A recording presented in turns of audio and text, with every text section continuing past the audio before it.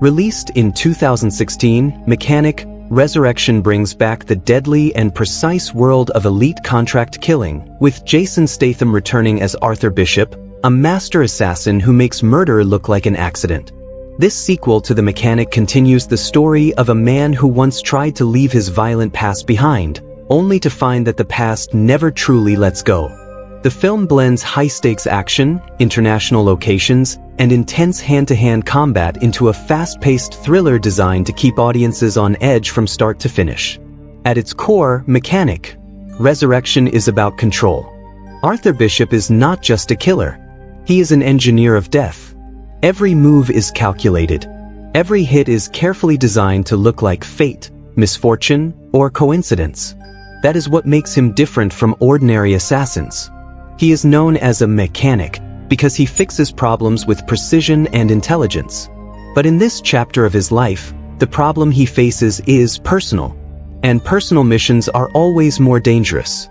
The film opens by showing us that Bishop has faked his death and is living quietly in Brazil under a new identity. He wants peace. He wants distance from the world of contracts and crime. But in movies like this, peace is temporary.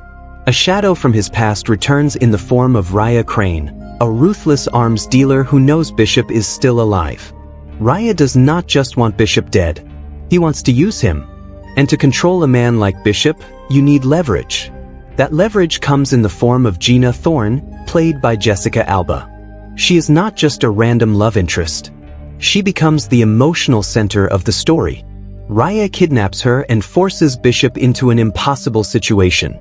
He must carry out 3 assassinations of heavily protected criminals, each one designed to look like an accident, or Gina will die. This setup immediately raises the tension. The stakes are clear. Bishop is not fighting for money. He is fighting for someone he loves. The film travels across stunning international locations, from Brazil to Thailand, Malaysia, and Australia. These exotic backdrops are not just for style. They help create a global feeling of danger and scale. Bishop's targets are powerful men with resources, security teams, and influence. Killing them without being detected requires planning, skill, and creativity. Each mission becomes its own mini-story with unique obstacles and risks. What makes Mechanic: Resurrection stand out in the action genre is its focus on clever assassinations rather than non-stop explosions. Yes, there are intense fights and gun battles. But the real thrill comes from watching Bishop think. He studies buildings, guards, routines, and weaknesses. He turns environments into weapons. He uses gravity, timing, and psychology. For viewers, there is satisfaction in seeing a perfect plan unfold, even when everything threatens to go wrong. Jason Statham's presence carries the film. He plays Bishop as calm, focused, and physically unstoppable. His character does not talk much. He observes. He calculates. When he moves, it is fast and brutal. That quiet intensity gives the movie a strong central force.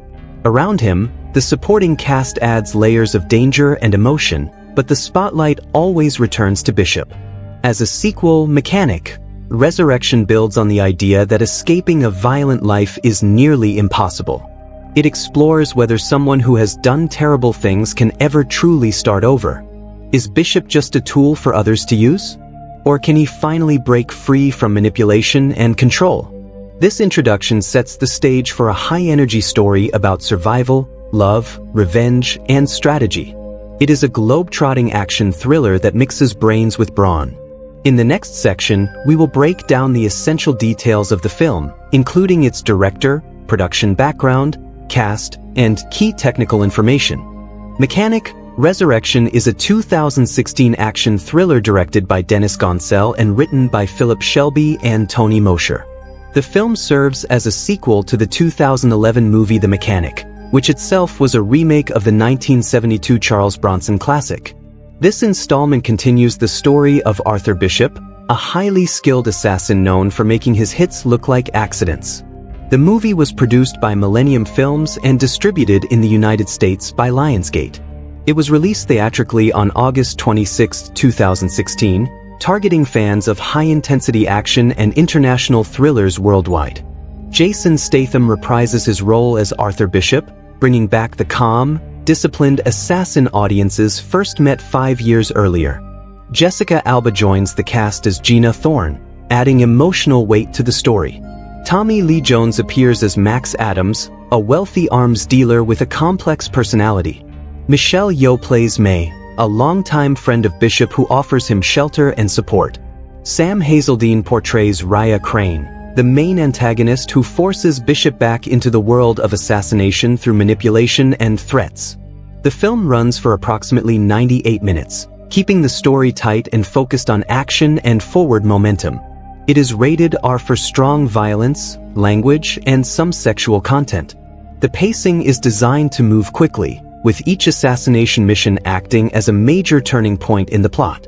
The screenplay structures the film around 3 primary targets, giving it a clear and simple framework that is easy for audiences to follow while still delivering suspense and surprises. Filming took place in multiple international locations, including Brazil, Thailand, Bulgaria, and Australia. These settings give the movie a global feel and help create variety in tone and atmosphere. From tropical beaches to modern skyscrapers and crowded city streets, each location serves a purpose in the story. The production team used real locations whenever possible to add authenticity and scale, which helps the action sequences feel grounded and believable despite their extreme nature. The cinematography was handled by Daniel Gottschalk, who focused on capturing both the beauty of the locations and the intensity of the action scenes. The visual style balances wide scenic shots with tight, fast-moving combat sequences. Mark Isham composed the film's musical score, blending electronic elements with orchestral tones to support the tension and energy of the story.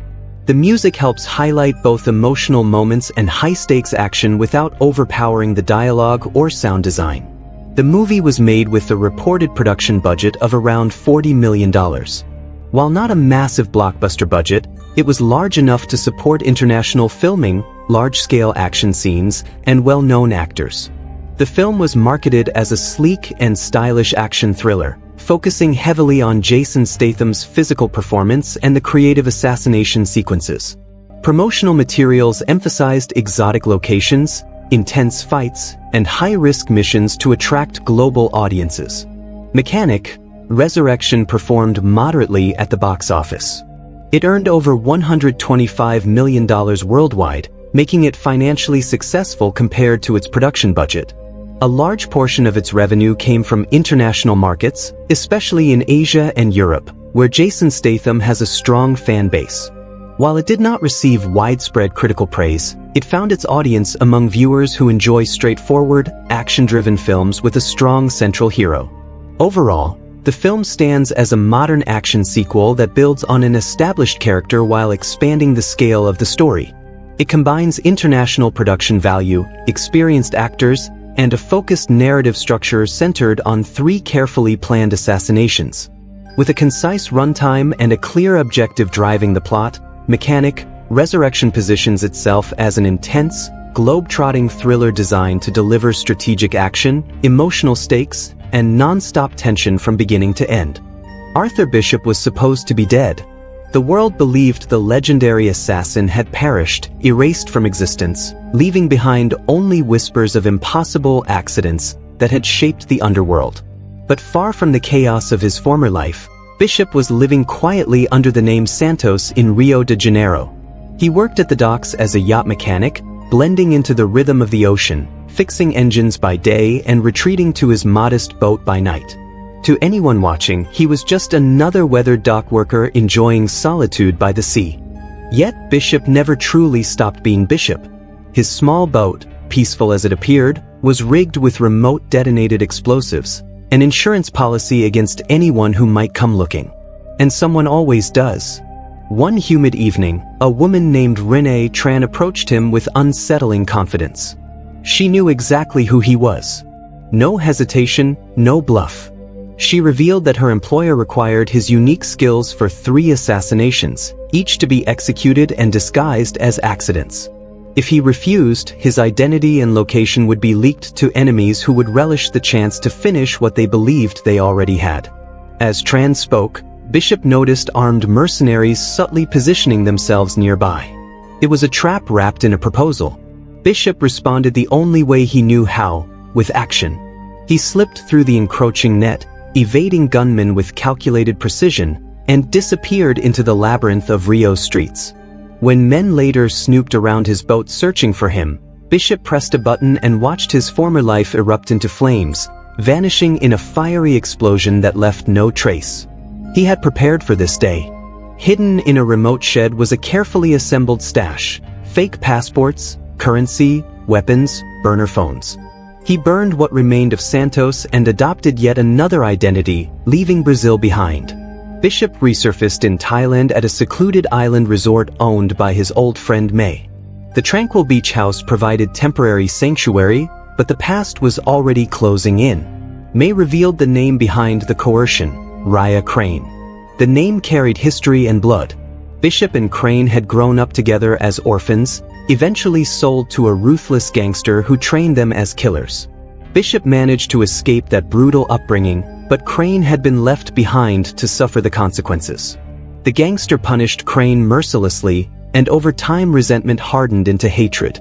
Crane blamed Bishop for abandoning him, for surviving. That hatred had matured into a calculated vendetta.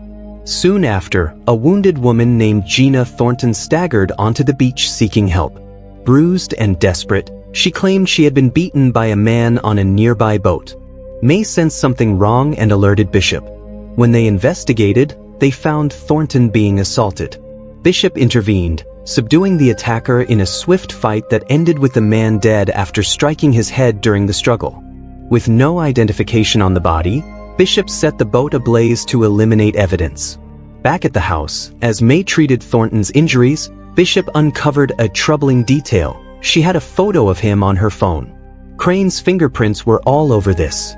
Bishop confronted her, accusing her of being bait. Thornton broke down and revealed the truth. She ran a children's shelter in Cambodia for victims of human trafficking. Crane had threatened the children and murdered one of her staff members to force her cooperation. She hadn't come willingly. She had been manipulated into playing a role in Crane's scheme. Over the next few days, Bishop observed her closely, expecting deception. Instead, he found sincerity.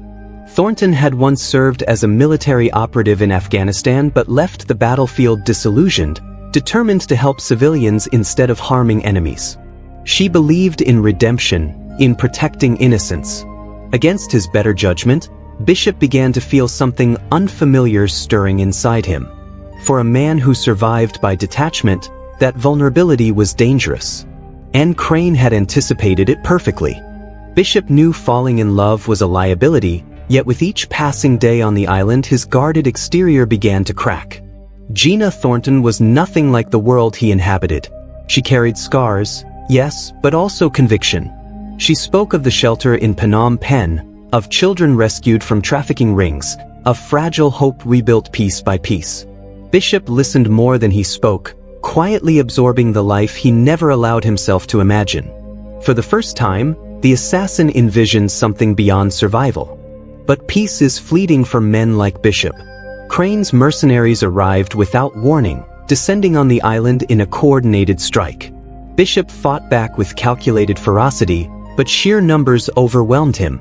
Before they were captured, he slipped a watch into Thornton's hand, telling her it had belonged to his father, the only memory he carried from a life before violence. It was more than a keepsake, it was a silent promise. Thornton was taken aboard Crane's private yacht, while Bishop was delivered face to face with the architect of his torment. Crane had transformed from abandoned orphan into powerful arms dealer, hardened by years of brutality. He greeted Bishop not with rage, but with cold satisfaction. The proposition was simple and cruel: complete 3 assassinations, each disguised as accidents, and Thornton would live. Refuse or fail, and she, and the children she protected, would suffer unimaginably. Crane provided resources, surveillance, and logistical support, but the threat remained absolute. Bishop accepted, knowing compliance was the only path to keeping Thornton alive long enough to find an opening. The first target was a warlord named Krill, imprisoned in a high-security Malaysian facility built on a remote island surrounded by shark-infested waters and sheer cliffs. It was designed to be inescapable. Bishop orchestrated his own arrest, committing a calculated offense to be placed inside. Once incarcerated, he navigated the prison's brutal hierarchy, identifying an inmate planning to assassinate Krill for his own motives. Bishop eliminated the would-be killer, earning Krill's trust and positioning himself close enough to strike. When the opportunity came, Bishop administered snake venom in precise dosage, simulating a medical emergency that appeared natural yet fatal. Krill died writhing, and chaos erupted inside the facility.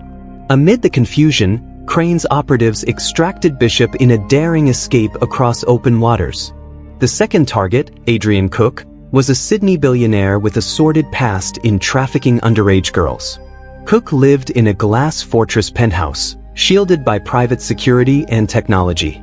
Bishop studied the building's vulnerabilities, noting a glass-bottom swimming pool extending over the city skyline. Disguised and methodical, he infiltrated the penthouse, placing a chemical tube designed to weaken the glass structure. As Cook swam leisurely above the city lights, microscopic fractures spread beneath him. Within moments, the glass shattered, sending him plummeting to his death far below. The fall appeared as a tragic architectural failure. 2 accidents, flawlessly executed. Crane, pleased but wary, allowed Bishop a video call with Thornton while assigning the final target. Thornton subtly positioned herself so Bishop could glimpse the registration numbers on the yacht's equipment behind her. Even under surveillance, she risked everything to give him a clue. Bishop traced the yacht's location and mounted a rescue attempt, infiltrating the vessel with precision. But Crane anticipated rebellion. Mercenaries intercepted Bishop before he could reach Thornton. Enraged by the attempt, Crane shortened the deadline, demanding the final assassination be completed within 24 hours. The last target was Max Adams, an American arms dealer operating from Varna, Bulgaria. Bishop recognized the pattern immediately. Each target had been a competitor in the global arms trade. Crane wasn't seeking revenge alone, he was clearing the board to monopolize power. Bishop realized the final move would determine everything. Arriving in Bulgaria, Bishop studied Max Adams carefully. Unlike the previous targets, Adams was seasoned, cautious, and intelligent. Rather than eliminating him, Bishop chose a different strategy. He approached Adams directly, revealing Crane's plan and explaining that the previous accidents had removed Adams' rivals. Crane intended to consolidate control by killing him next. At first Adams doubted the story, but Bishop's reputation and the evidence convinced him. The 2 men formed an uneasy alliance built on mutual survival. Bishop reported to Crane that the job was done, instructing him to inspect the body at an abandoned submarine pen along the coast. It was bait. When Crane arrived with his mercenaries, chaos unfolded. Bishop had anticipated their approach and turned the industrial ruins into a battlefield. Explosions echoed across concrete walls as Bishop eliminated mercenaries one by one, using precision and environment to his advantage. Gunfire sparked against steel beams while waves crashed violently outside. Bishop fought not just for survival but for Thornton's freedom. Amid the carnage, he made his way to Crane's yacht docked nearby. More guards fell as Bishop advanced. Inside the vessel, he discovered explosives wired throughout the structure, a contingency plan ensuring no loose ends. Bishop located Thornton restrained below deck. Working quickly, he freed her and guided her to an underwater escape pod built into the yacht's hull. He secured her inside, giving her a final look that conveyed everything words could not. As the pod launched into the dark sea, Crane confronted him. The 2 former brothers faced each other amid flashing alarms and ticking detonators. Crane accused Bishop of betrayal years ago, of abandoning him to torture and humiliation.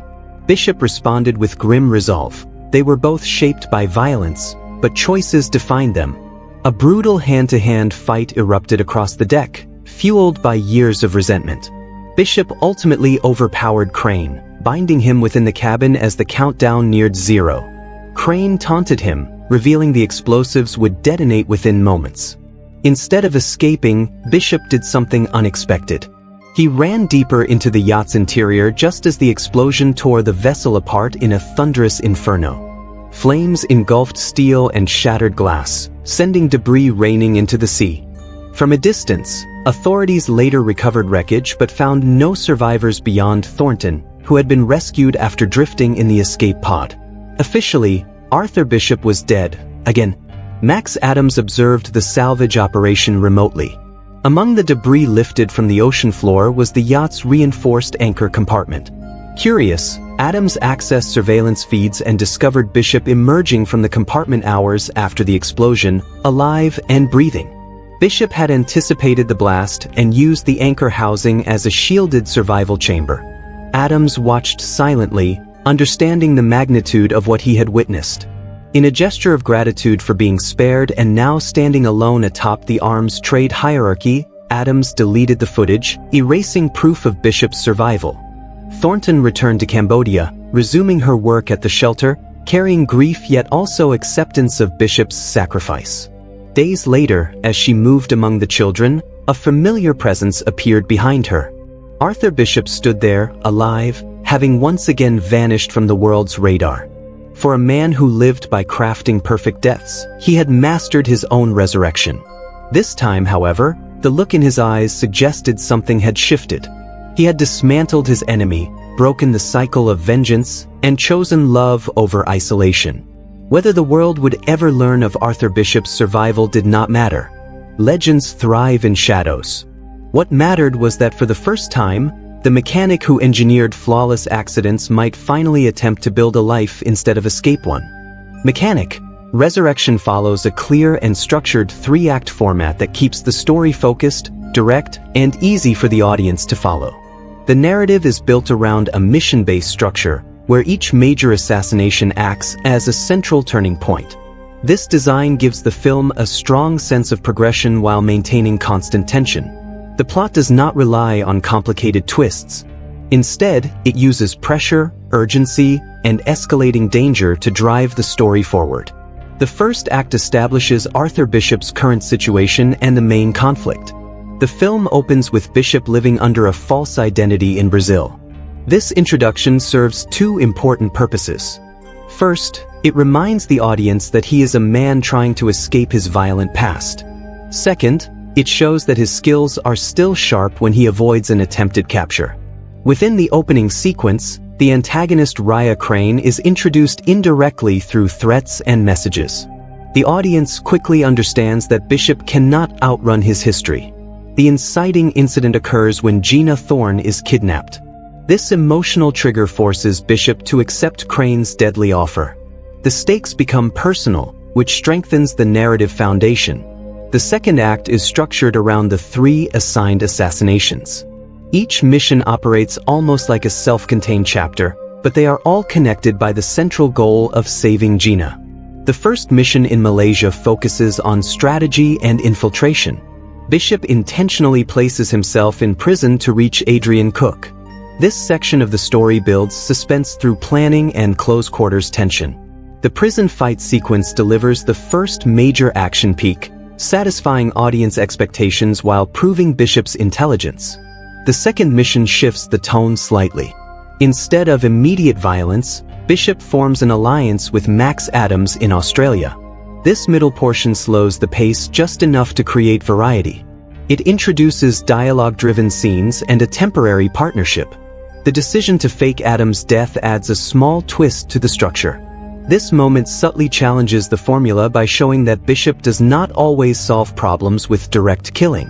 The narrative expands beyond simple elimination and becomes more about manipulation and deception.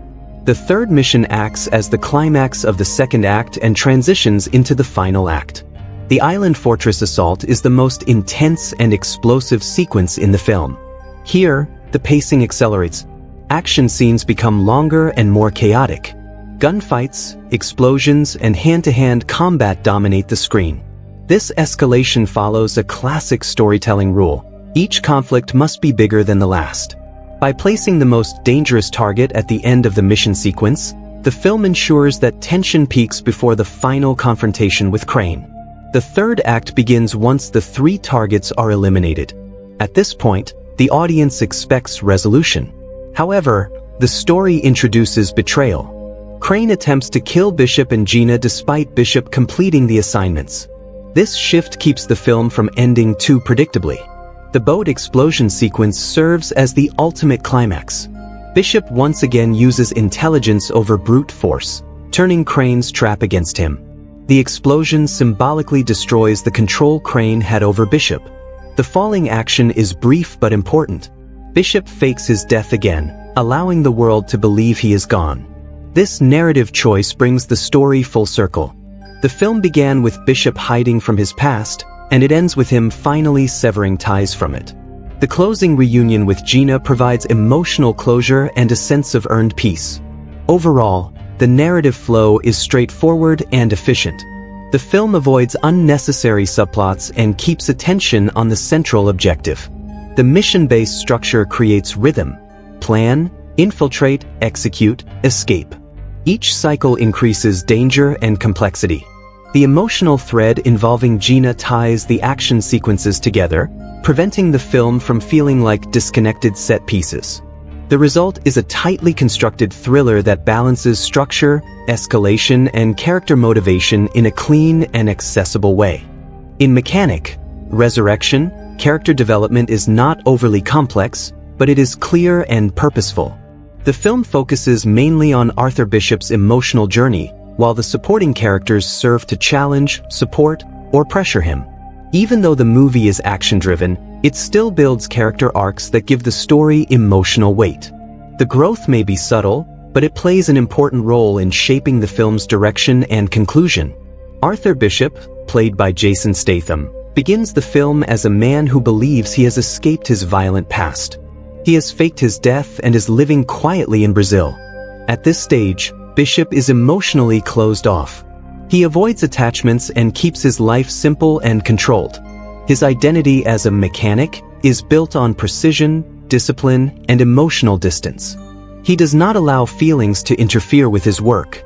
However, the kidnapping of Gina forces him to confront something he has tried to avoid: vulnerability. As the story progresses, Bishop's arc becomes clear. He moves from isolation to emotional commitment. In the beginning, he only wants survival and freedom. But once Gina enters his life, his priorities change. He is no longer fighting just to stay alive. He is fighting for someone else. This shift transforms his motivations. The assassinations are no longer professional tasks. They are personal sacrifices. By the end of the film, Bishop chooses love over violence. Faking his death again is not about hiding. It is about protecting the future he wants with Gina. His arc is about redemption and emotional awakening. Gina Thorne, played by Jessica Alba, represents the moral contrast to Bishop's world. She runs a humanitarian organization that rescues children from dangerous situations. Her work is about saving lives, while Bishop's life has been about taking them. At first, she does not know his true identity. She sees him as mysterious but kind. As their relationship grows, Gina becomes more than just a hostage. She becomes the emotional anchor of the story. Gina's arc is about strength and resilience. When she is kidnapped by Raya Crane, she does not completely break down. She shows courage and refuses to be emotionally manipulated. Although she depends on Bishop to rescue her, she is not portrayed as weak. She stands firm even when threatened. By the end, when Bishop survives and reunites with her, Gina accepts him fully, including his past. Her character symbolizes hope and a second chance at life. Raya Crane, played by Sam Hazeldine, serves as the main antagonist. His development is less about growth and more about revealing his cruelty and obsession with control. Crane sees Bishop as property, not as a person. He wants to prove dominance by forcing Bishop to return to killing. His arc moves from confidence to paranoia. At first, he believes he controls everything. But as Bishop completes the missions in unexpected ways, Crane becomes increasingly desperate. His final betrayal shows his inability to trust anyone. His downfall comes from underestimating Bishop's intelligence and determination. Max Adams, portrayed by Tommy Lee Jones, adds an interesting layer to the character dynamics. Unlike Crane, Adams respects intelligence and strategy. Though he is an arms dealer, he is presented as charismatic and sharp-minded. His partnership with Bishop during the second mission shows mutual understanding. Adams' willingness to fake his own death reveals that he values survival over pride. He acts as a temporary ally who helps Bishop outsmart Crane. May, played by Michelle Yeoh, represents loyalty and friendship. She provides Bishop with shelter and trust without asking questions. Her presence reminds the audience that Bishop is capable of meaningful relationships beyond violence. She strengthens the emotional foundation of his character. Overall, the character arcs in Mechanic, Resurrection revolve around transformation through connection. Bishop evolves from a detached assassin into a man willing to risk everything for love. Gina embodies hope. Crane represents control and corruption. Together, these arcs create a simple but effective emotional backbone for the action-heavy narrative. In Mechanic, Resurrection, the performances are centered heavily around Jason Statham's presence and physical command of the screen. The film depends on his ability to carry intense action scenes while also showing subtle emotional shifts.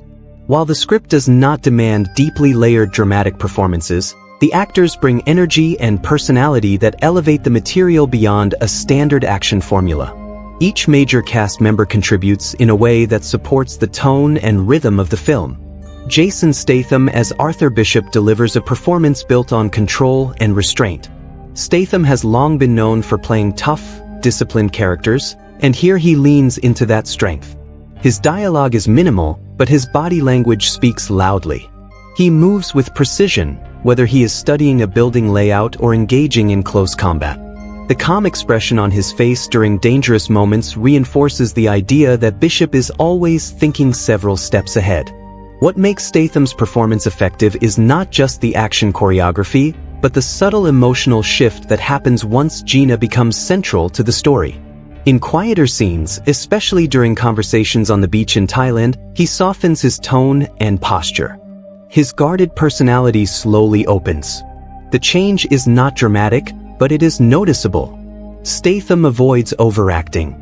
Instead, he uses silence and stillness to show that Bishop is a man who struggles with emotional connection but deeply values it once he allows himself to feel. Jessica Alba as Gina Thorne provides emotional contrast to Bishop's cold professionalism. Alba plays Gina with warmth and sincerity.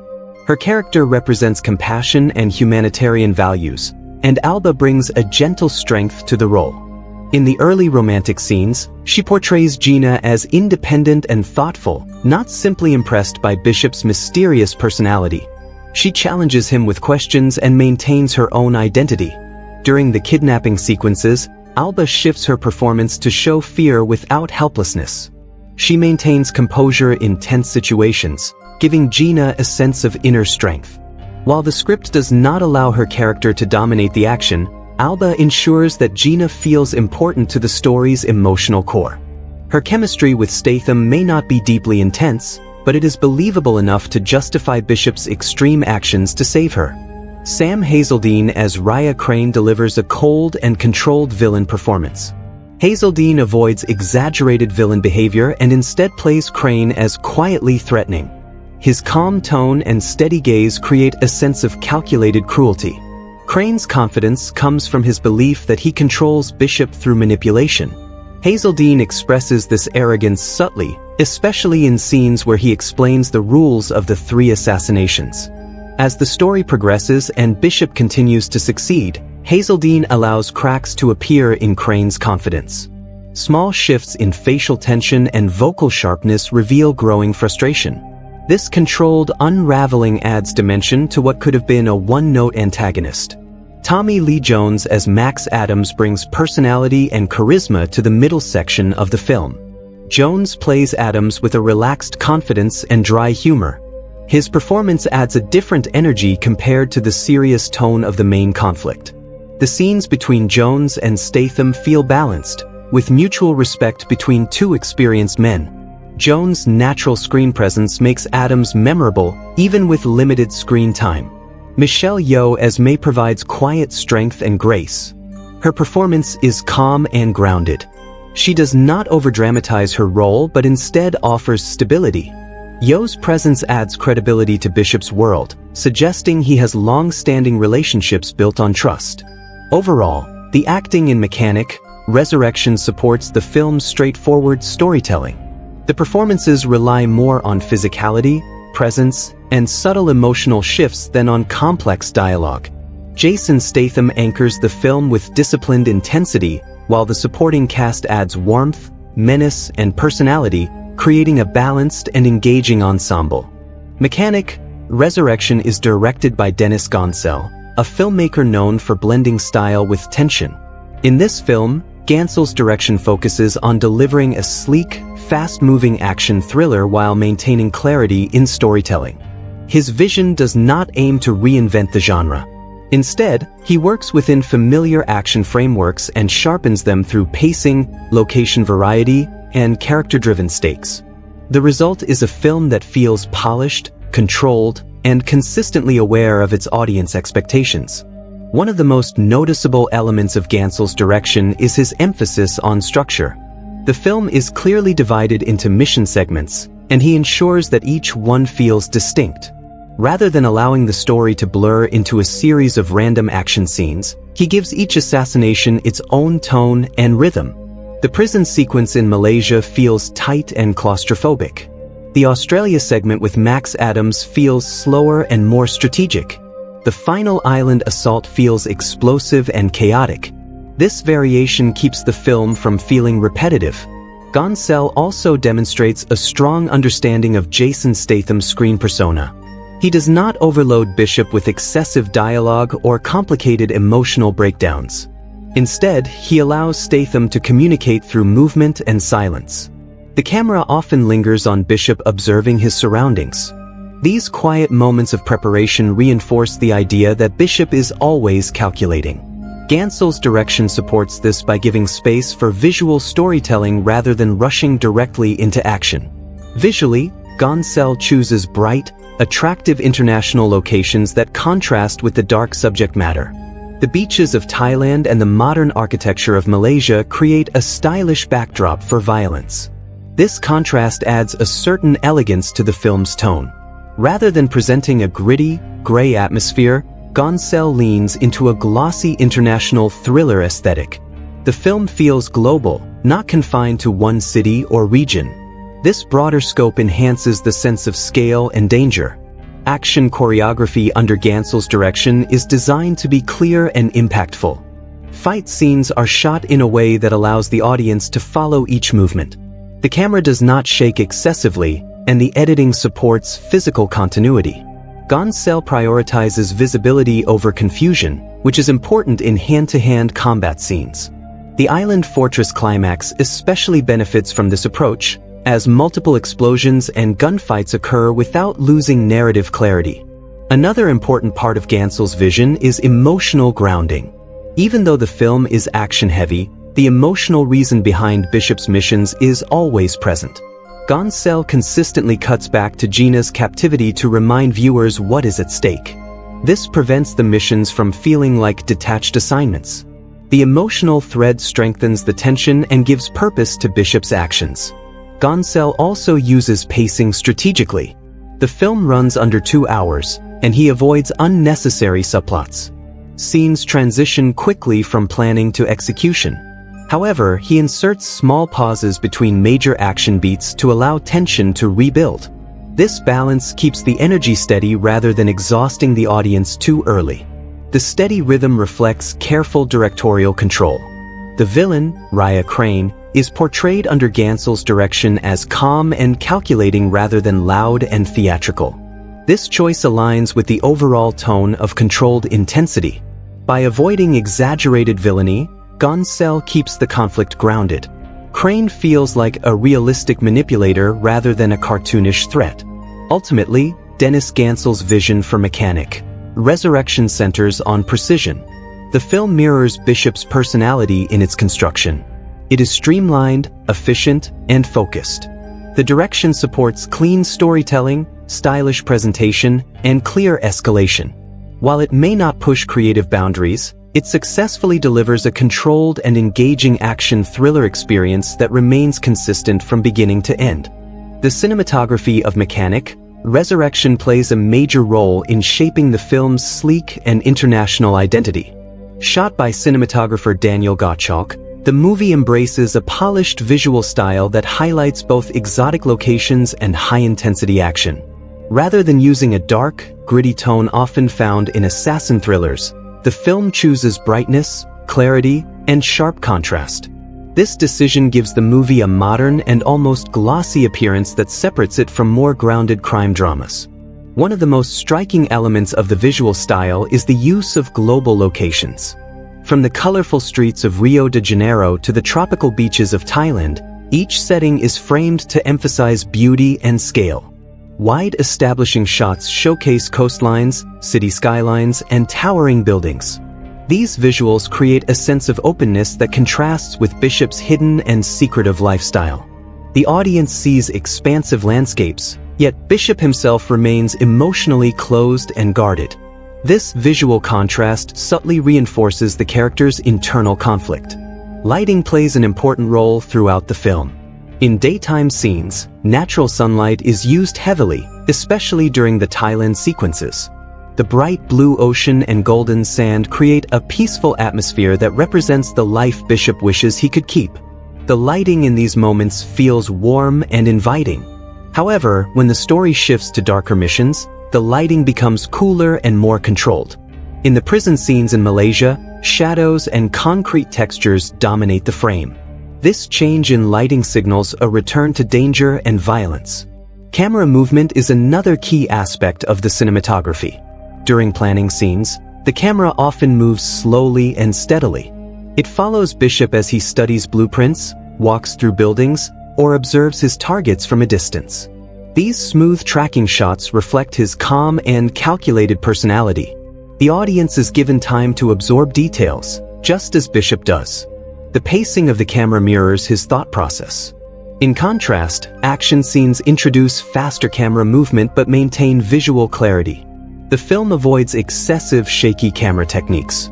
Instead, fight sequences are shot in a way that keeps the viewer oriented. The framing allows audiences to see full-body movements during hand-to-hand combat.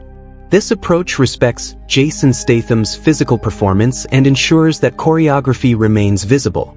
Explosions and gunfights are energetic but not chaotic. The cinematography supports intensity without sacrificing coherence. Color grading also contributes to the overall style. Warmer tones dominate scenes involving Gina, emphasizing emotional warmth and connection. Cooler tones appear during confrontations with Raya Crane, reinforcing his cold and controlling nature. The island fortress sequence blends dark blues and harsh artificial lights, creating a tense and isolated mood. These color shifts subtly guide the audience's emotional response without needing explicit explanation. Another visual strength is the way architecture is framed. Skyscrapers, prison yards, and secure compounds are shown with strong vertical and horizontal lines. This geometric framing reinforces themes of structure and control. Bishop's missions depend on understanding physical space, and the cinematography highlights these environments clearly. Buildings are not just backgrounds, they become tools and obstacles within the story. Close-up shots are used sparingly but effectively. When the camera focuses tightly on Bishop's face, it often captures minimal expression. These close-ups allow viewers to search for subtle emotion in his eyes. The restraint in these moments adds to his mysterious presence. Meanwhile, wider shots dominate action sequences, emphasizing scale and movement. Overall, the cinematography of Mechanic, Resurrection balances beauty with brutality. It presents violence within visually appealing settings, creating contrast that enhances impact. Through lighting, camera control, color grading, and thoughtful framing, the film achieves a clean and modern look. The visual style supports the narrative's themes of precision, control, and escape while maintaining clarity and international appeal. The editing and pacing of Mechanic, Resurrection play a critical role in maintaining tension and keeping the audience engaged from beginning to end. Edited with a focus on clarity and momentum, The film follows a rhythm that matches Arthur Bishop's calculated mindset. The structure is clean and direct, avoiding unnecessary detours. Every scene serves a purpose, either building emotional stakes or advancing the next phase of the mission. This disciplined approach mirrors the personality of the main character and strengthens the overall experience. One of the most noticeable aspects of the editing style is its efficiency. The film runs just under 100 minutes, and very little time is wasted. Scenes begin late and end early, meaning the editor trims away excess exposition and repetitive dialogue. As a result, the narrative feels tight. The audience is not overwhelmed with complicated backstory or side plots. Instead, the story moves steadily toward its main objective, completing the 3 assassinations and rescuing Gina. The pacing of the first act is brisk. The opening scenes quickly establish Bishop's hidden life and introduce the threat from Raya Crane. Within a short time, the central conflict is clear. The kidnapping of Gina happens early enough to hook the audience, but not so quickly that it feels rushed. The editing ensures that viewers understand the stakes without long explanations. This early urgency sets the tone for the rest of the film. As the story transitions into the mission structure, the editing adapts to match each assignment. During the planning stages, the pace slows slightly. The editor allows moments of observation and preparation to breathe. Shots linger just long enough for the audience to follow Bishop's strategy. This measured pacing builds anticipation. Viewers know that action is coming, and the quiet moments create suspense. When the action begins, the editing becomes sharper and more rapid. Fight sequences are cut quickly but remain coherent. The editor avoids disorienting jump cuts that would make choreography confusing. Instead, each punch, fall, and explosion is given enough screen time to register clearly. This balance between speed and visibility ensures that action feels intense without becoming chaotic. The prison sequence in Malaysia is a strong example of controlled pacing. The buildup inside the prison yard unfolds gradually. Tension rises as Bishop positions himself and waits for the right moment. Once the fight erupts, the editing accelerates. Quick cuts capture the brutality of the brawl while still tracking the central objective, making Cook's death look accidental. The sequence ends decisively, giving the audience a clear payoff before transitioning to the next chapter. The middle section involving Max Adams slightly shifts the tempo. Dialogue scenes are longer and more conversational. The editing allows character interaction to take center stage. This temporary slowdown prevents fatigue from constant action. By inserting this variation, the film avoids becoming repetitive. The rhythm expands and contracts, much like a heartbeat. The final island assault is paced as the film's climax. Editing here is faster and more intense, reflecting the higher stakes. Explosions, gunfire, and close combat are intercut with Gina's captivity, reminding the audience of what is at risk. The cross-cutting technique increases urgency, connecting parallel events into a unified crescendo. After the climax, the pacing slows quickly for resolution. The final scenes are brief but calm. The editing reduces intensity, giving emotional closure. This contrast makes the ending feel earned rather than abrupt. Overall, the editing and pacing of Mechanic, Resurrection are disciplined and purposeful. The film maintains steady momentum, balances action with preparation, and ensures clarity in every sequence. The rhythm supports both suspense and emotional stakes, creating a streamlined action thriller that rarely loses focus or energy. Sound design, music, and score play an essential role in shaping the tension and emotional atmosphere of Mechanic, Resurrection. While the film is visually sleek and action-driven, it is the audio elements that deepen the intensity of each scene.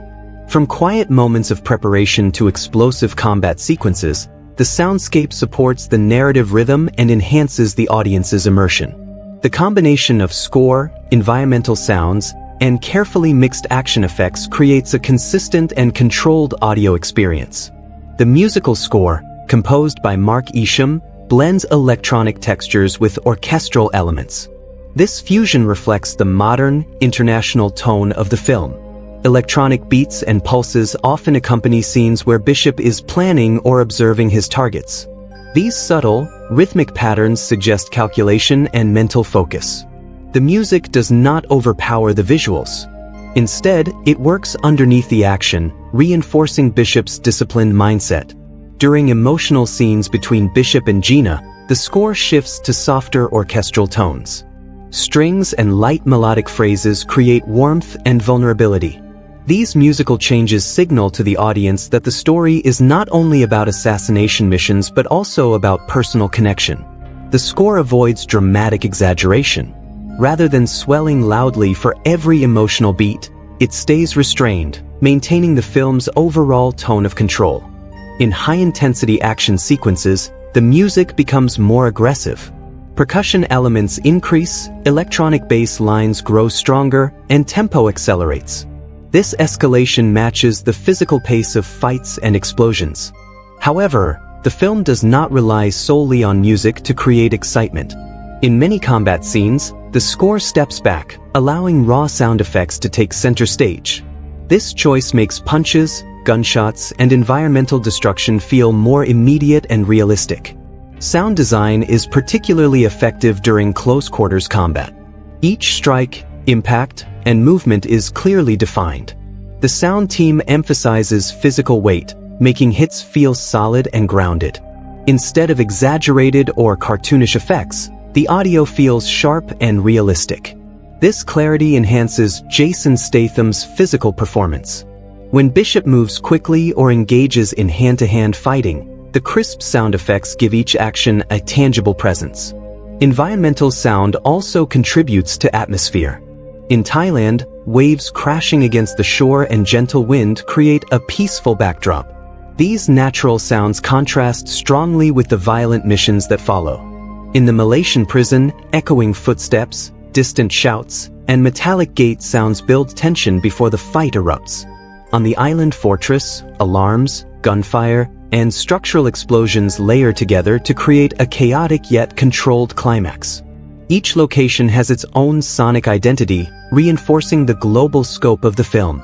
Silence is used strategically as well.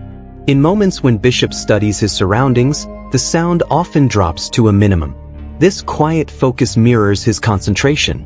The absence of heavy music draws attention to small details, like a ticking clock or distant machinery. These subtle sounds build suspense without obvious musical cues. Silence becomes a tool for tension. Dialogue mixing is balanced carefully. Conversations remain clear even during scenes with background noise. The villain Raya Crane's calm and measured voice is given clean audio space, emphasizing his controlled personality. In contrast, chaotic scenes are filled with layered noise, reflecting rising danger. The contrast between calm dialogue and explosive action strengthens emotional shifts. Overall, the sound design, music, and score in Mechanic, Resurrection support the film's themes of precision and intensity. The audio never distracts from the visuals but consistently enhances them. Through controlled music, realistic sound effects, and purposeful silence, the film creates an immersive experience that matches its sleek and calculated storytelling style. Production design in Mechanic, Resurrection plays a vital role in creating the film's polished, international atmosphere. The movie moves across several countries, and each location feels distinct in tone, color, and structure. The production team carefully crafted environments that not only look visually impressive but also support the story's themes of precision, danger, and control. From luxury resorts to high-security prisons and fortified compounds, every setting contributes to the narrative's tension and scale. The film opens in Rio de Janeiro, Brazil, where Arthur Bishop lives under a false identity. The production design here emphasizes warmth and openness.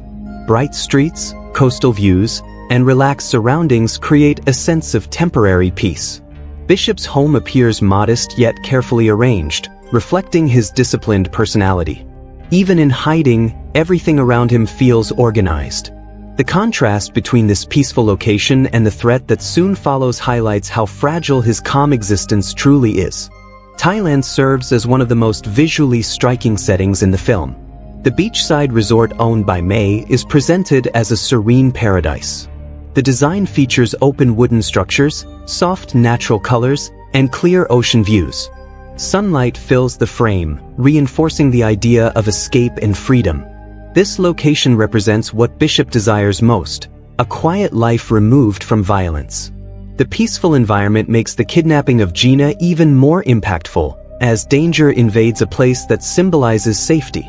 In Malaysia, the tone shifts dramatically with the introduction of the prison and urban high-rise settings. The prison yard is designed with hard concrete surfaces, metal fences, and narrow walkways. The gray color palette creates a cold and oppressive atmosphere. The architecture feels heavy and restrictive, mirroring the danger Bishop willingly enters to reach his target. The vertical structure of the skyscraper where Adrian Cook resides also plays a key role. Glass walls and high balconies emphasize height and vulnerability, turning the building itself into a weapon during the staged accident. Australia introduces the luxurious hideout of Max Adams. His remote mansion is designed to reflect wealth and eccentric taste.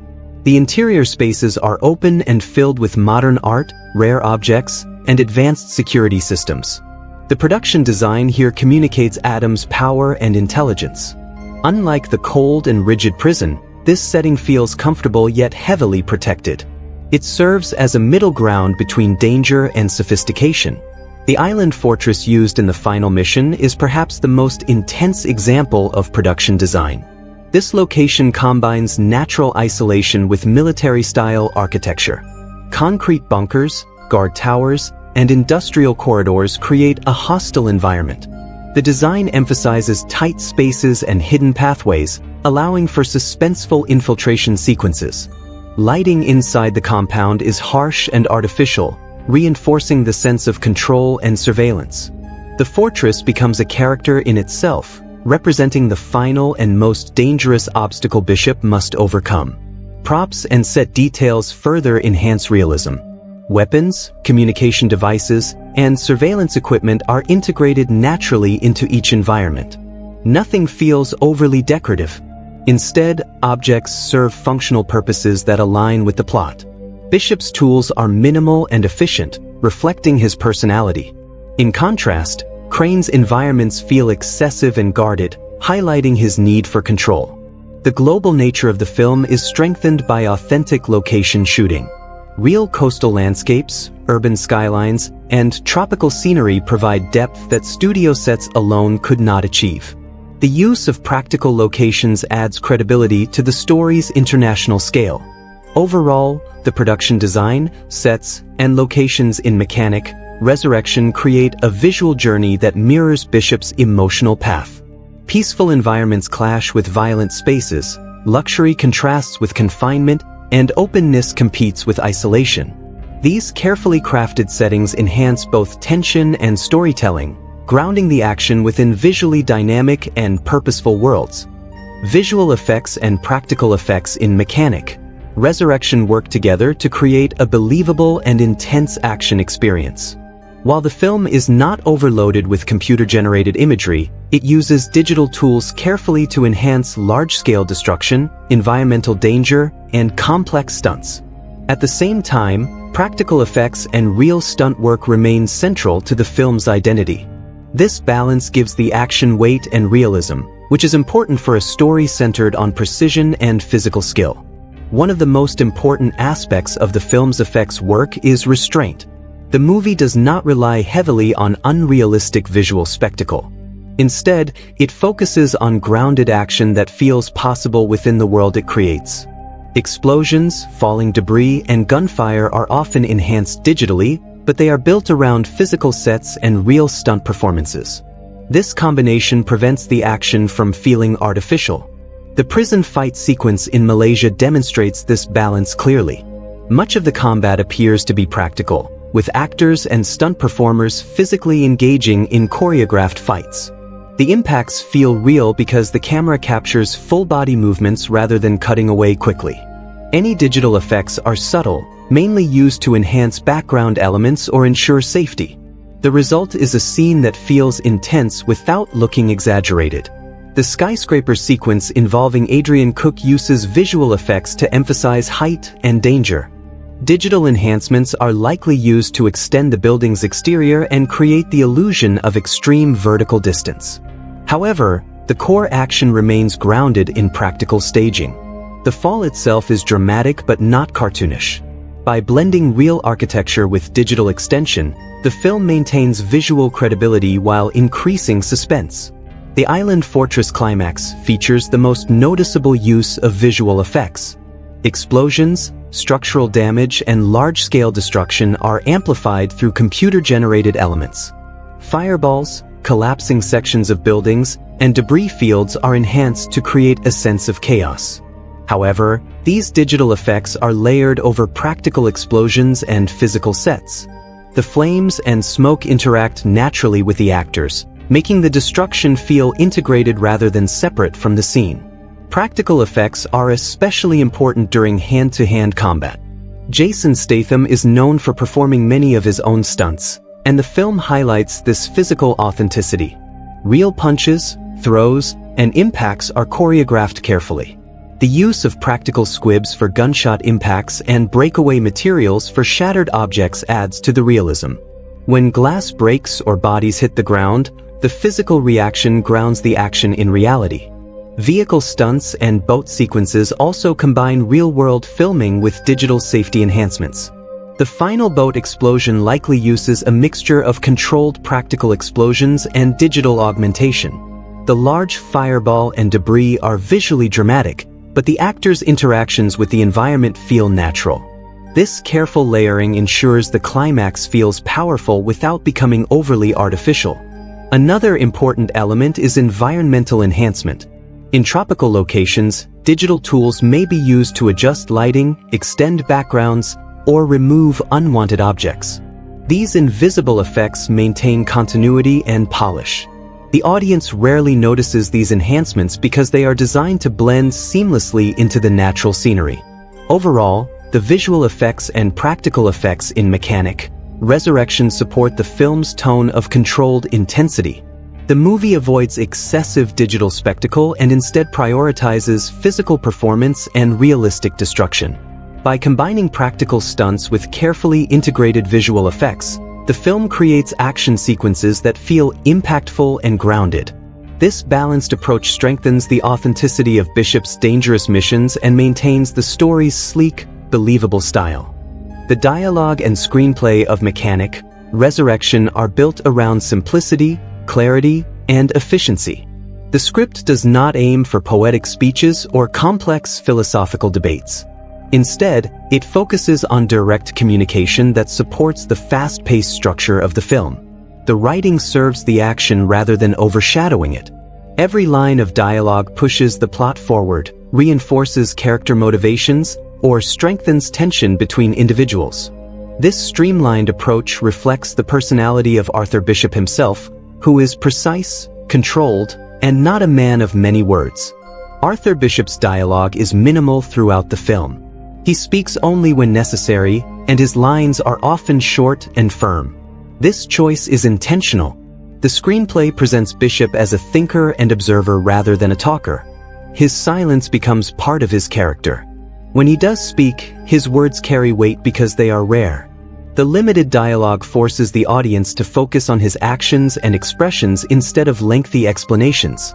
This restraint aligns with the film's theme of discipline and control. Raya Crane, the main antagonist, has a different speaking style. His dialogue is calm but threatening. He rarely raises his voice.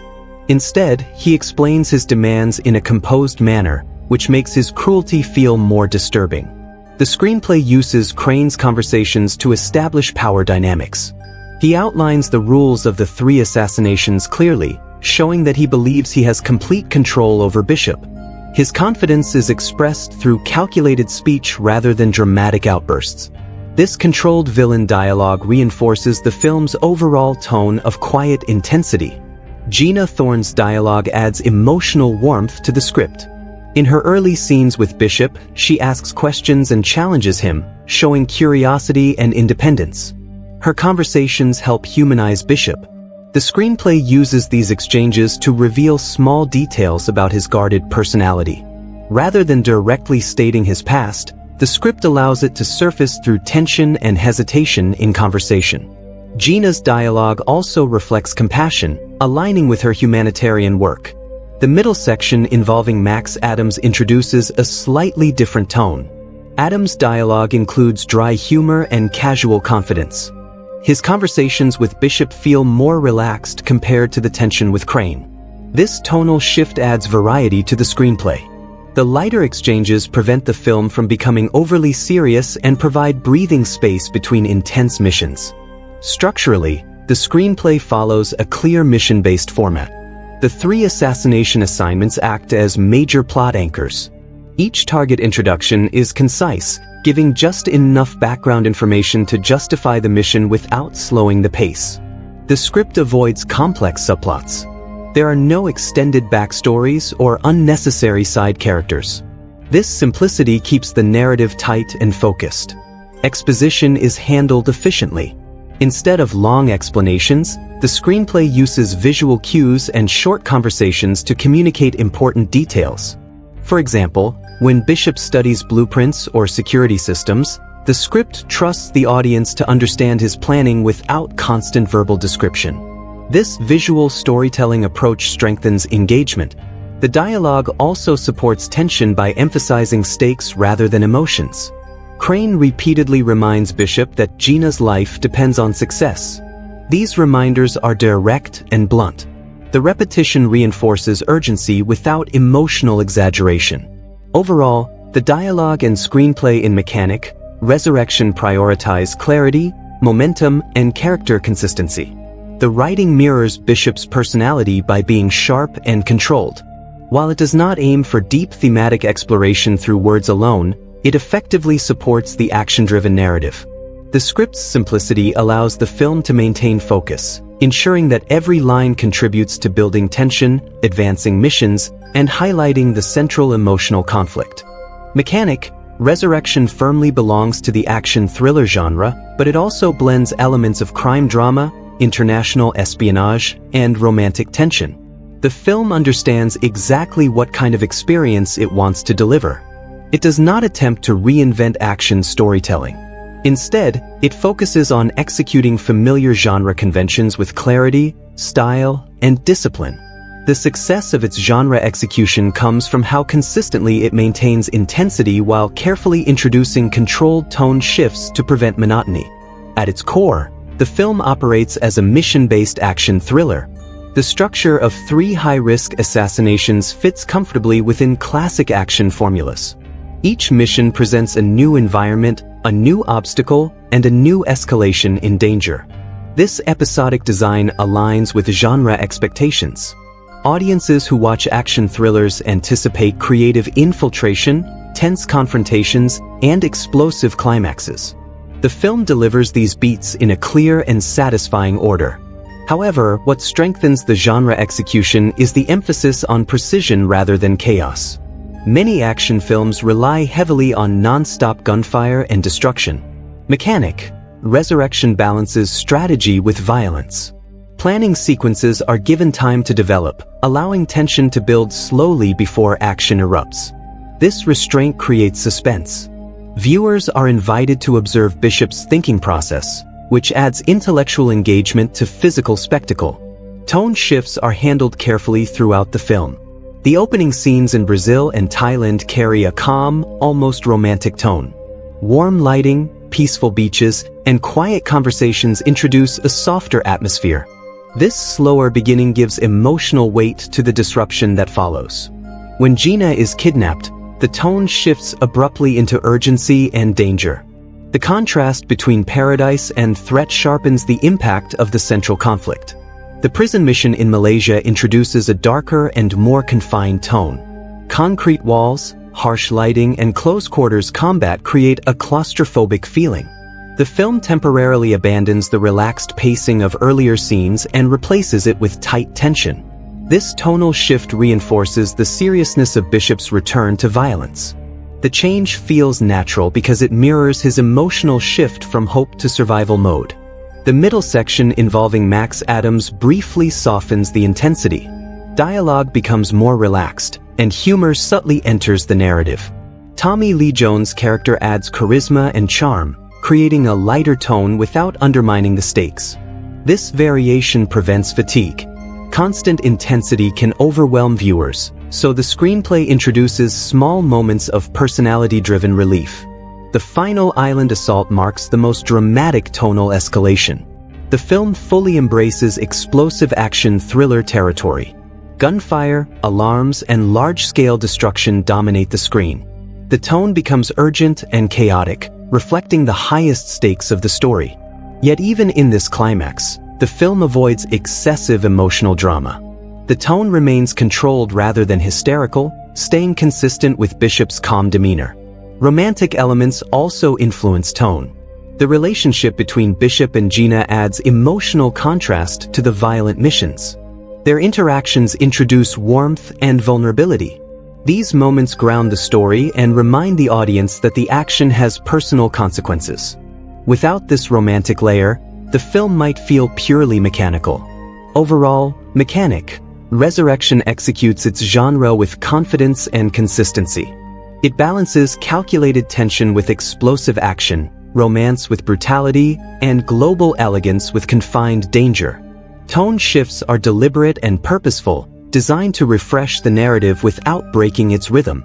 By maintaining control over intensity and variation, the film delivers a polished action thriller experience that remains engaging from beginning to end.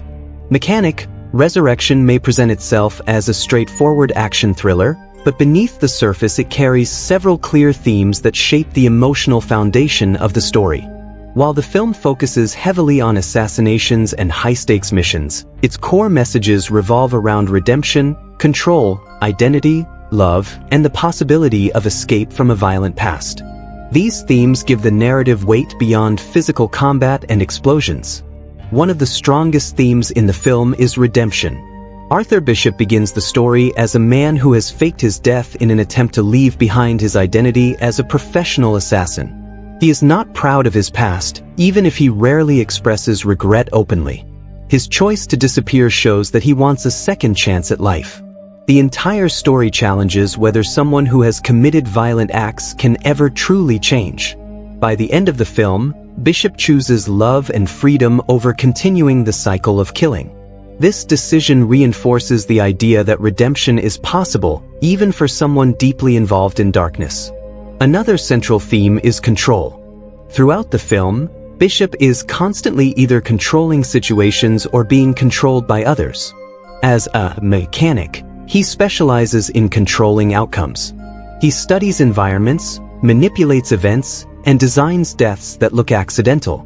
However, Raya Crane attempts to reverse that power dynamic by forcing Bishop into completing assassinations through blackmail.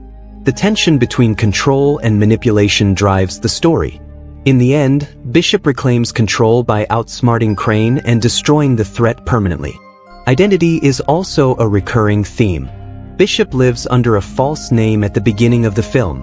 He tries to erase his former identity. Yet the world refuses to forget who he truly is. The film asks whether a person can ever escape their past identity completely. Even when Bishop attempts to live quietly, his reputation follows him. His final decision to fake his death again symbolizes a final attempt to rewrite his story. This time, it is not about hiding from enemies but about building a new life. Love and emotional connection serve as the emotional center of the film. Gina represents hope, humanity, and a life built on compassion rather than violence. Her humanitarian work contrasts sharply with Bishop's past profession. Through his relationship with her, Bishop experiences vulnerability. He is no longer fighting for survival alone. He is fighting for someone else's life and happiness. This emotional shift transforms his motivations. Love becomes the force that pushes him toward change. Sacrifice is another key theme. Bishop accepts dangerous missions not for money or reputation but to protect Gina. Each assassination carries risk, and he willingly places himself in life-threatening situations. His actions reflect the idea that true change requires sacrifice. He must return temporarily to the world he hates in order to secure freedom from it. Trust also plays a significant role. Bishop learns to trust Gina, and he temporarily trusts Max Adams to help him outsmart Crane. In contrast, Crane trusts no one fully and ultimately betrays Bishop despite their agreement. The film suggests that trust builds alliances and hope, while mistrust leads to isolation and downfall. Overall, Mechanic: Resurrection communicates that no one is permanently defined by their past. Through courage, sacrifice, and emotional connection, transformation is possible. The film's action sequences may dominate the screen, but its deeper message centers on reclaiming control of one's life and choosing love over violence. Mechanic: Resurrection may appear on the surface as a straightforward action thriller, but beneath its explosions and assassinations lies a layer of symbolism that deepens the story. While the film does not present heavy philosophical dialogue, it uses visual elements, character roles, and repeated situations to communicate hidden meanings about identity, control, freedom, and rebirth. These symbolic details quietly reinforce the emotional arc of Arthur Bishop's journey. One of the strongest symbols in the film is water, particularly the ocean. The story begins and ends near large bodies of water. In Thailand, Bishop lives beside the sea, surrounded by openness and calm. Water traditionally symbolizes cleansing and renewal. In this context, it represents Bishop's attempt to wash away his violent past. The peaceful beach environment stands in contrast to his former life as a killer. By placing Bishop near the ocean at both the beginning and end of the film, the story frames his journey as a cycle of destruction followed by purification. Another important symbol is height and vertical space. The skyscraper in Malaysia and the island fortress both emphasize elevation. Bishop often operates in high places, looking down at his targets. Height symbolizes control and superiority. When Adrian Cook falls from the building, gravity becomes a weapon. The fall is not just physical but symbolic. It represents the collapse of power. Those who believe they are untouchable are brought down. This recurring use of height highlights the fragile nature of authority and dominance. The concept of architecture itself carries symbolic meaning. Bishop studies buildings carefully before striking. Structures in the film often represent systems of power and protection. Prisons, luxury penthouses, and fortified compounds are designed to keep threats out. Yet, Bishop penetrates them all. Symbolically, this shows that no system of control is perfect. Every structure has weaknesses. Just as buildings can be broken into, identities and reputations can be dismantled. Gina's character also holds symbolic weight. She represents life, compassion, and moral balance. Her humanitarian work contrasts with Bishop's history of taking lives. In many ways, she symbolizes the future he wants but believes he does not deserve. Her kidnapping becomes more than a plot device. It represents the idea that innocence and goodness are always threatened by corruption. Bishop's mission to save her symbolizes his desire to protect not only her life but also the possibility of becoming a better man.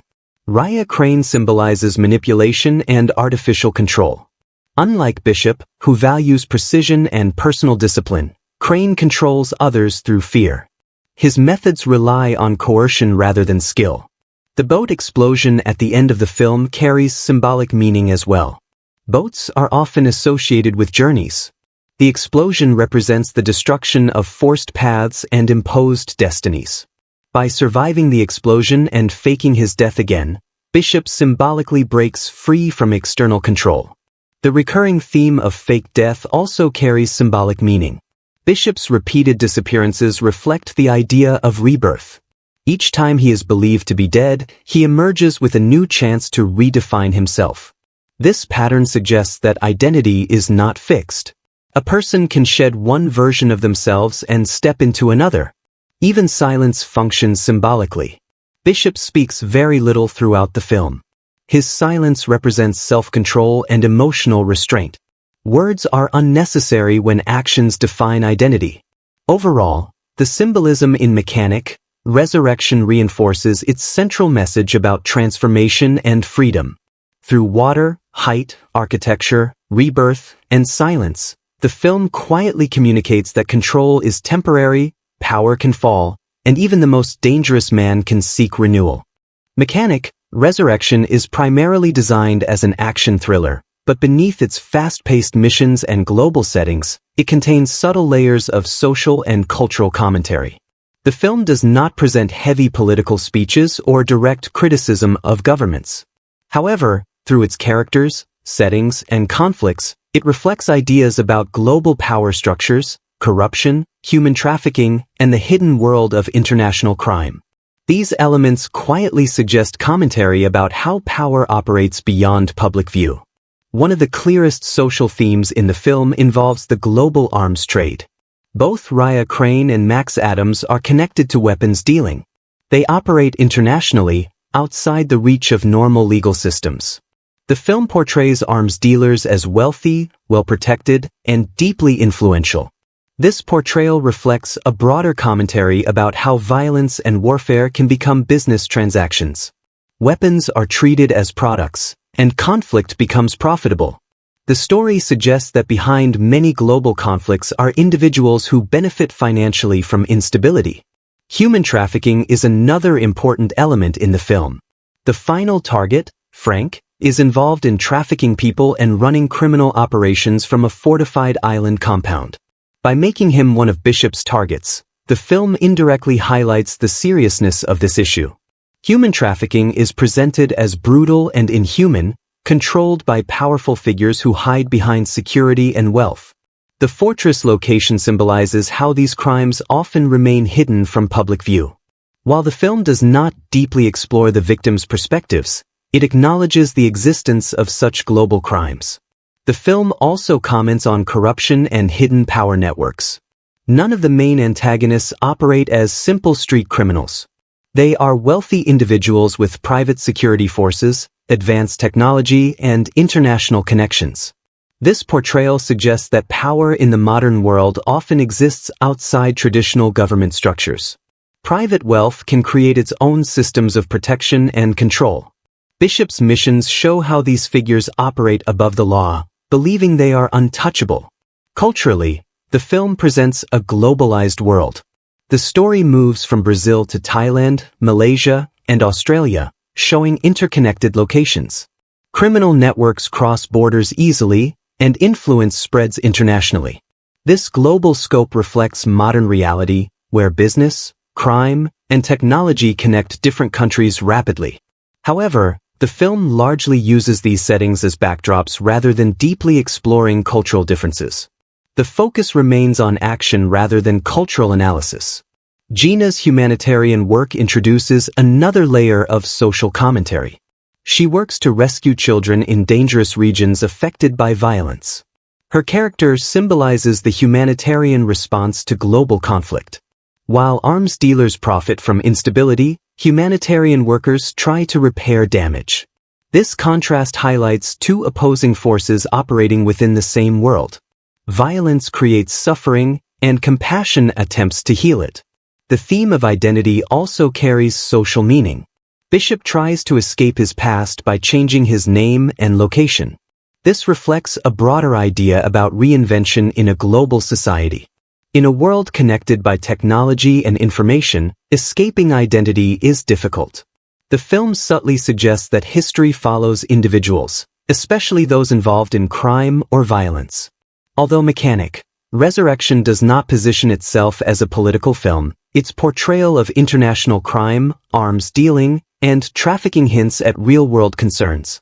Power, wealth, and violence operate quietly behind scenes of luxury and isolation. Through its narrative, the film suggests that corruption is often protected by money and influence. At the same time, it presents individual action as a force capable of disrupting those systems. Overall, the film offers subtle commentary on global crime and hidden power while remaining focused on entertainment. Its social themes exist beneath the action, adding depth without overpowering the thriller experience. Mechanic, Resurrection delivers several standout moments that define the film's intensity and emotional weight. While the story follows a clear mission-based structure, certain scenes leave a lasting impression because of their tension, creativity, or emotional impact. These scenes combine action choreography, suspenseful build-up, and character stakes in ways that capture the essence of the film. One of the earliest impactful scenes is the attempted abduction in Brazil. This sequence immediately reintroduces Arthur Bishop as a skilled and alert survivor. The scene unfolds in a public setting, but tension builds quietly as Bishop senses danger before it becomes obvious. The choreography of the fight is fast and precise. He uses everyday objects and tight spaces to his advantage. What makes this moment memorable is not just the physical action, but how efficiently it reminds the audience who Bishop is. Without long explanations, the scene shows that he is still dangerous and cannot be easily cornered. Another powerful moment occurs during the prison infiltration in Malaysia. Bishop deliberately gets arrested to reach Adrian Cook, and the tension inside the prison yard grows steadily. The fight that erupts is chaotic yet controlled. The most memorable part of this sequence is Cook's fatal fall from the balcony. The scene combines strategy and brutality. Bishop manipulates the environment so the death appears accidental. The height, the sudden drop, and the silence that follows create a dramatic visual payoff. This scene perfectly captures the concept of a mechanic assassination. The scenes in Thailand between Bishop and Gina stand out for emotional reasons. Their conversations on the beach provide contrast to the violence that dominates the film. The warmth of the setting and the relaxed tone allow viewers to see a softer side of Bishop. When Gina is kidnapped, the peaceful atmosphere is shattered. The shift from romance to danger makes her abduction especially impactful. It raises the stakes and changes the entire direction of the story. The introduction of Max Adams in Australia is also memorable. Tommy Lee Jones brings personality and charisma to the screen. The interaction between Adams and Bishop feels different from the rest of the film. There is tension but also mutual respect. The moment when Adams agrees to fake his own death adds an unexpected twist. Instead of a traditional assassination, the scene becomes about cooperation and strategy. This variation keeps the narrative fresh. The island fortress assault is arguably the most visually intense sequence in the film. Bishop infiltrates a heavily guarded compound, leading to extended gunfights and explosions. One particularly memorable moment is when he fights his way through narrow corridors, using both firearms and close combat. The confined spaces and constant threat from multiple angles create relentless suspense. The destruction of the compound feels large in scale, reinforcing the idea that this is the final and most dangerous mission. The final boat explosion is another key moment. After completing the 3 assassinations, Bishop confronts Raya Crane, who betrays him. The confrontation feels inevitable and personal. The boat becomes a symbolic battleground. When the explosion occurs, it delivers a dramatic climax. Flames and debris fill the screen, creating a sense of finality. Yet the most impactful part of this scene is Bishop's survival and his choice to disappear once again. The closing reunion with Gina provides emotional closure. Compared to the chaos of the climax, this scene is quiet and calm. The simplicity of their reunion reinforces the theme of redemption. Overall, these memorable scenes define the film's identity. They balance action, strategy, and emotion, ensuring that Mechanic, Resurrection leaves a strong and lasting impression on viewers.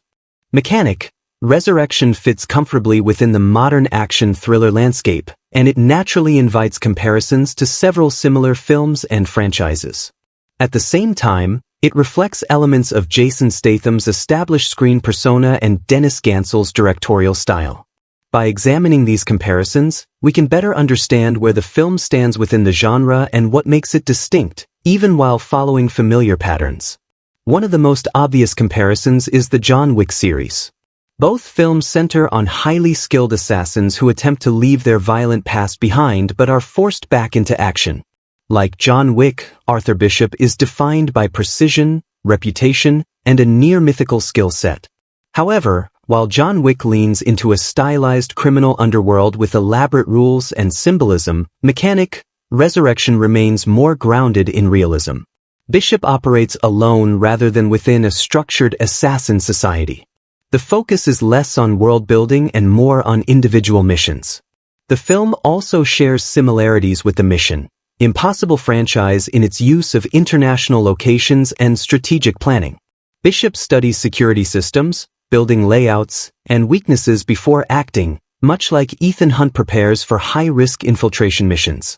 However, Mission: Impossible often emphasizes teamwork and large-scale espionage plots, while Mechanic, Resurrection narrows its focus to one man's personal struggle.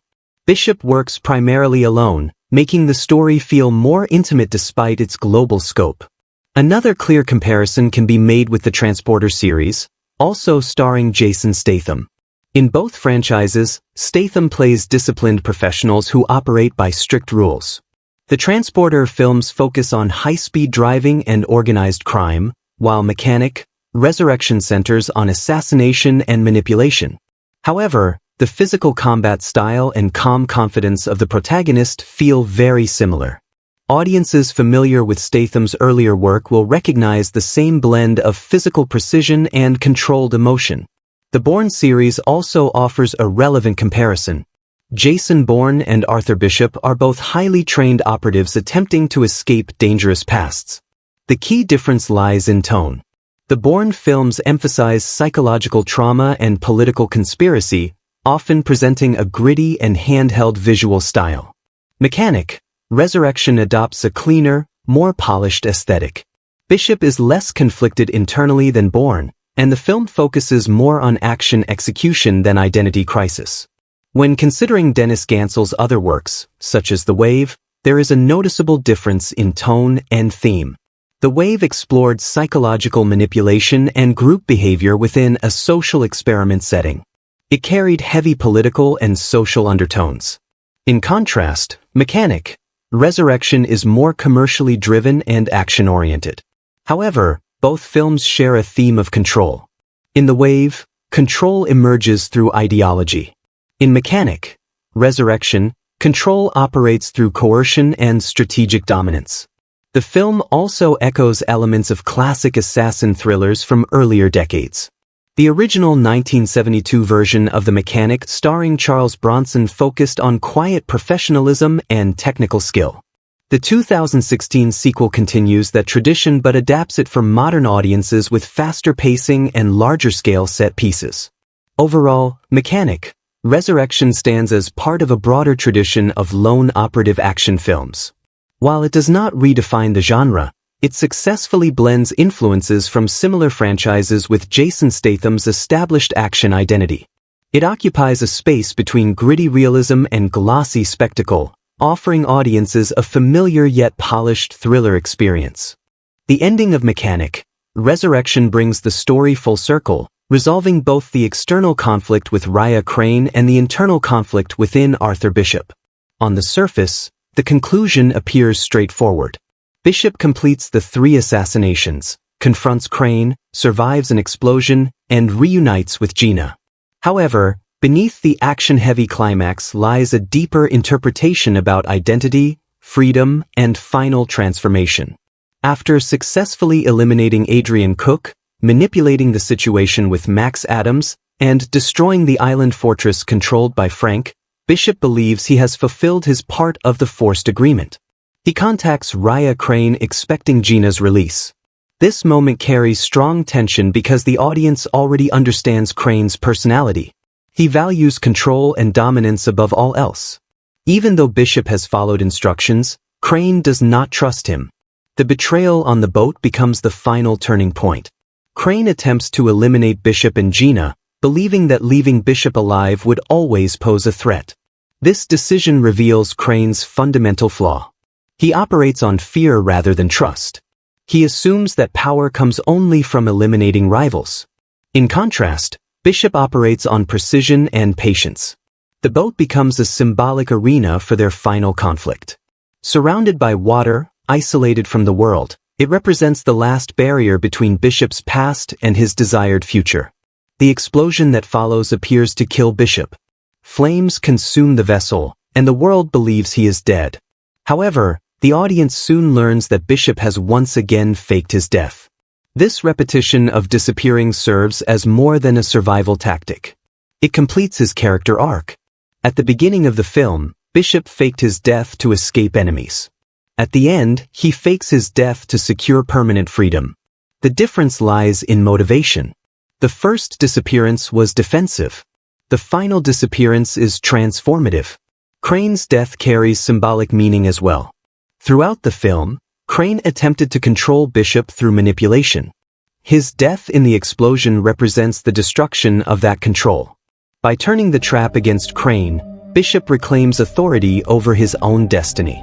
The villain's downfall is not simply physical defeat but the collapse of his belief that he could dominate someone more skilled and disciplined. The final reunion between Bishop and Gina provides emotional closure. They meet in a peaceful seaside location, echoing the calm environment of Thailand earlier in the story. This visual return to water reinforces themes of renewal and rebirth. Bishop is no longer running. He has removed the immediate threats from his life. The calm tone of the final scene contrasts sharply with the chaos of the island assault and boat explosion. From a broader perspective, the ending suggests that true freedom requires both external and internal victory. Bishop defeats his enemy physically, but more importantly, he chooses a different path. He does not seek revenge beyond what is necessary. He does not return to contract killing for profit.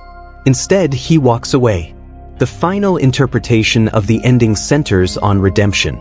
Bishop proves that even someone deeply involved in violence can change direction. His survival is not just about escaping death. It is about redefining identity. By erasing himself from the criminal world permanently, he symbolically buries the assassin known as the Mechanic. In conclusion, the ending of Mechanic, Resurrection resolves the action conflict while reinforcing its central themes. Control is broken, love survives, and identity is reshaped. Bishop's final disappearance represents not escape, but rebirth and the possibility of lasting peace. Mechanic, Resurrection was produced as a mid-budget international action thriller, with a reported production budget of approximately $40 million. This budget placed it in a competitive but controlled range, allowing for large-scale action sequences, international filming locations, and a recognizable cast, while still avoiding the massive financial risk associated with major blockbuster franchises. The producers aimed to create a visually polished and commercially appealing sequel without overspending. A significant portion of the budget went toward location shooting. Filming took place in Brazil, Thailand, Malaysia, Australia, and Bulgaria.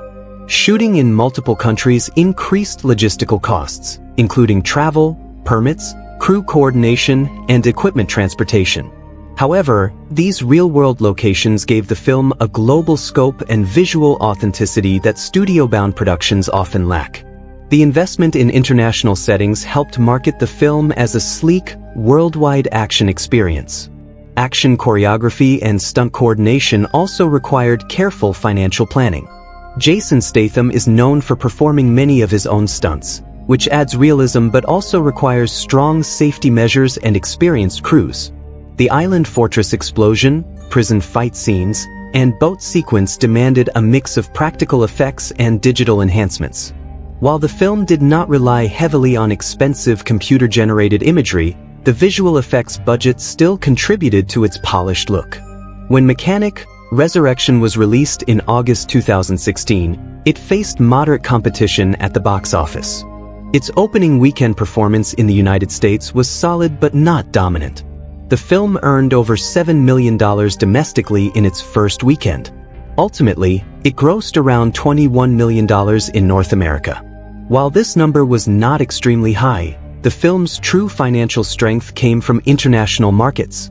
Globally, Mechanic, Resurrection performed much better. It earned over $125 million worldwide, making it financially successful relative to its $40 million production budget. International audiences, especially in Asia and Europe, responded strongly to the film. Jason Statham's global popularity played a major role in this success. Markets such as China contributed significantly to the overall earnings. The film's international appeal justified the decision to shoot in multiple global locations. Critical reception for the film was mixed to negative.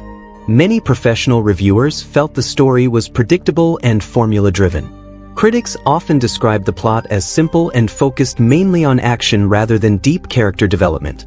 Some reviewers argued that while the action sequences were entertaining, the emotional elements lacked complexity.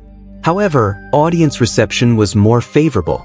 Viewers who enjoy straightforward action thrillers generally appreciated the film's clean pacing and intense fight choreography. Fans of Jason Statham particularly responded positively to his physical performance and calm screen presence. The film was often praised for its stylish locations and well-executed action scenes, even by critics who found the narrative conventional. From a commercial standpoint, the film achieved its primary goal. It doubled its production budget worldwide, which is typically considered a financial success in the film industry. Although it did not spark another immediate sequel, it solidified the Mechanic brand as a reliable action property with international drawing power. In summary, Mechanic: Resurrection balanced moderate production investment with strong global returns. While critical reviews were divided, the film succeeded commercially, especially overseas. Its financial performance demonstrated that disciplined, star-driven action thrillers can remain profitable even without massive blockbuster budgets or groundbreaking storytelling innovations. Mechanic: Resurrection may not be considered a deeply complex cinematic experience, but it offers strong rewatch value for viewers who appreciate disciplined action, strategic missions, and controlled storytelling. The film's structure, pacing, and choreography make it the kind of movie that can be revisited without feeling overly heavy or emotionally draining.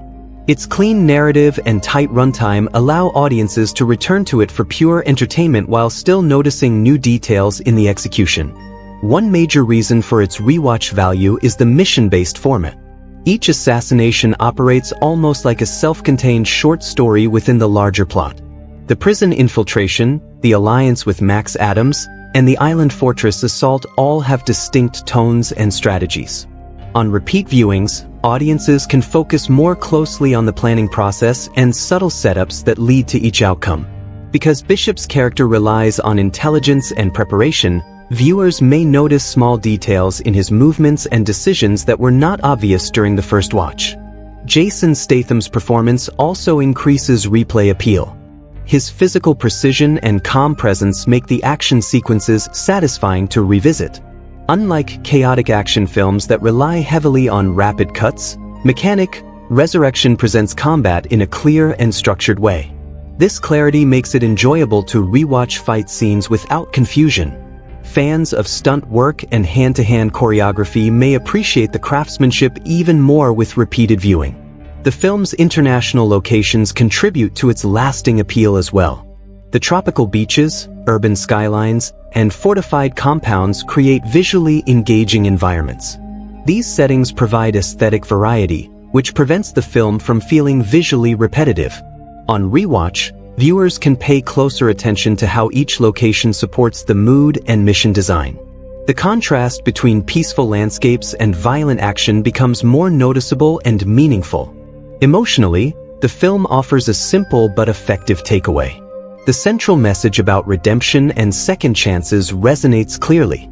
Bishop's transformation from isolated assassin to someone willing to risk everything for love provides a satisfying emotional arc.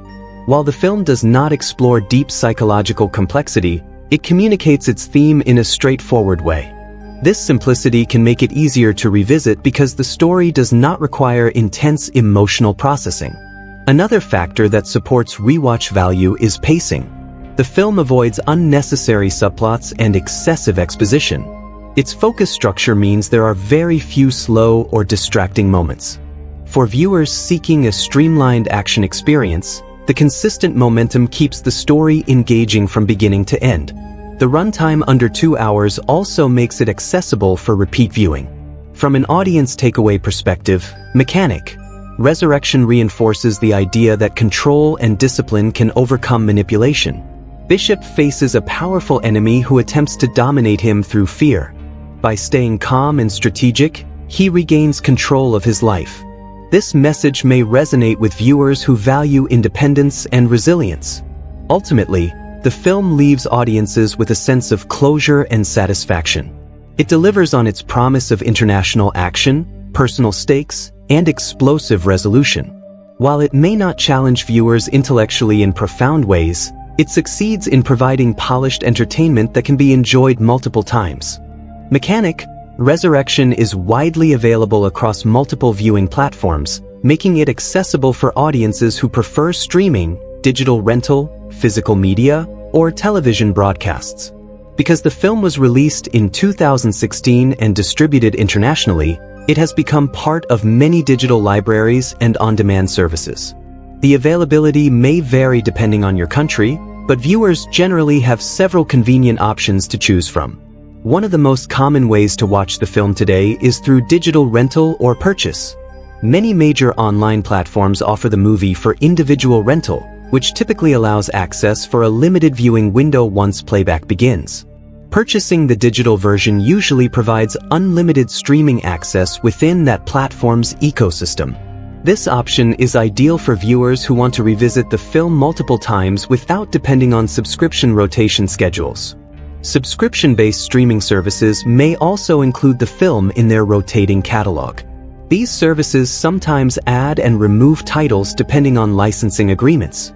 If the movie is included within a subscription, it can be streamed without additional cost beyond the monthly fee. However, because licensing deals change over time, availability on subscription platforms may not be permanent. Viewers interested in streaming through subscription services should check their preferred platform's current library.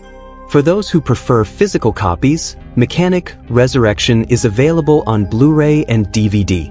Physical media offers consistent quality without reliance on internet speed. Blu-ray versions often include enhanced picture clarity and surround sound options, which can elevate the viewing experience, especially during intense action sequences. Some editions may also include bonus features such as behind-the-scenes footage, interviews, or production commentary, giving fans deeper insight into the filmmaking process. Cable and satellite television networks occasionally broadcast the film as part of their action movie programming. These scheduled airings provide another opportunity for casual viewing. However, television broadcasts may include edited content or commercial interruptions depending on the network. For viewers who prefer uninterrupted and unedited versions, streaming or physical copies are usually better options. When deciding how to watch the film, it is helpful to consider viewing environment and equipment. Mechanic Resurrection features large-scale action scenes, detailed fight choreography, and dynamic sound design. Watching on a high-definition screen with a strong sound system enhances the experience. The island fortress assault and boat explosion sequences benefit especially from clear audio and visual detail. Surround sound systems can highlight the immersive qualities of gunfire, explosions, and environmental effects. For viewers watching on smaller screens, such as tablets or laptops, the film still maintains clarity due to its straightforward cinematography and clean editing style. However, larger displays allow greater appreciation of the international locations and action scale. It is also worth noting that the film is rated R due to violence and language. Parents or guardians should consider this rating before viewing with younger audiences. Overall, Mechanic Resurrection is accessible through multiple formats and platforms. Whether streaming digitally, renting on demand, purchasing a physical copy, or watching through broadcast television, viewers have flexible options. Choosing the right format depends on personal preference, desired video quality, and interest in bonus content. If you like this video, don't forget to hit the like button, share your thoughts in the comments, and subscribe for more gripping movie explanations like this.